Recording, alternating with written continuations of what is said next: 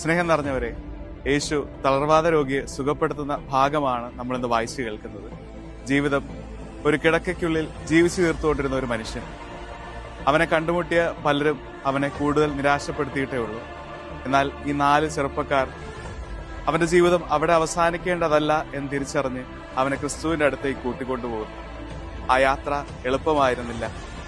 ക്രിസ്തുവിന്റെ അടുത്ത് എത്തിയിട്ട് പോലും ക്രിസ്തുവിനെ കണ്ടുമുട്ടാൻ സാധിക്കാത്ത രീതിയിൽ ജനക്കൂട്ടം അവർക്ക് തടസ്സമായി മാറുന്നു. എന്നാൽ അവരുടെ യാത്ര അവർ അവിടെ അവസാനിപ്പിക്കുന്നില്ല. തങ്ങൾ കണ്ടുമുട്ടിയ ക്രിസ്തുവിനെ ഈ മനുഷ്യനും കണ്ടുമുട്ടണം, അനുഭവിക്കണമെന്നുള്ള തീവ്രമായ ആഗ്രഹം മേൽക്കൂര പൊളിച്ച് അവനെ ക്രിസ്തുവിന്റെ അടുത്തേക്ക് ഇറക്കുന്നു.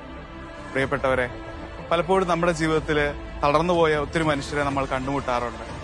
ജനക്കൂട്ടത്തെ പോലെ അവർക്ക് തടസ്സമായി നമ്മൾ മാറാറുണ്ട്. ഈ നോമ്പുകാലം നമ്മളെ ഓർമ്മപ്പെടുത്തുന്നത് ഈ ചെറുപ്പക്കാർ കാണിച്ചു തന്ന മാതൃകയാണ്. അവൻ തിരിച്ചു പോകുന്നത് തന്നെ ചുമന്നുകൊണ്ടുവന്ന കിടക്കയും എടുത്തുകൊണ്ടാണ്. ചില ആൾക്കാരിലേക്ക് ക്രിസ്തുവിന്റെ സാന്നിധ്യം കൊടുക്കാൻ സാധിച്ചു കഴിഞ്ഞാൽ അവർ ക്രിസ്തുവിനെ മനോഹരമായി പ്രഘോഷിക്കുന്നത്, ക്രിസ്തുവിലേക്ക് അവരുടെ ജീവിതം നയിക്കപ്പെടുന്നത് നമുക്ക് കാണാനായിട്ട് സാധിക്കും. ചില തളർച്ചകളൊക്കെ ക്രിസ്തു കടന്നു വന്നാൽ തീരാവുന്നതേ ഉള്ളൂ. ഈ നോമ്പുകാലം നമ്മുടെ മുമ്പിൽ തളർന്നുകൊണ്ടിരിക്കുന്ന മനുഷ്യരെ, നമ്മുടെ മുമ്പിൽ ബലഹീനമാക്കപ്പെട്ട മനുഷ്യരെ ചേർത്ത് പിടിക്കുന്നതും ആയിത്തീരട്ടെ. ദൈവം നമ്മളെ ധാരാളമായി അനുഗ്രഹിക്കട്ടെ.